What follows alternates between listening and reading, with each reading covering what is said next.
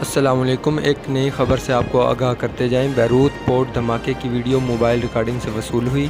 لبنان کے دارالحکومت بیروت میں بہت بڑا دھماکہ، چاروں اطراف شدید تباہی کے مناظر دیکھنے کو ملے۔ دھماکہ اس شدت کا تھا کہ عینی شاہدین نے اسے ایٹم بم کے دھماکے سے تشبیہ دی۔ بیروت دھماکے کی لبنان کی تاریخ کا سب سے خوفناک واقعہ قرار۔ لبنان سیکورٹی چیف کا بیان میں کہنا ہے کہ دھماکے میں بندرگاہ پر اسلحے کے گودام میں ہوا۔ گودام میں کئی سال سے اسلحہ بارود رکھا تھا۔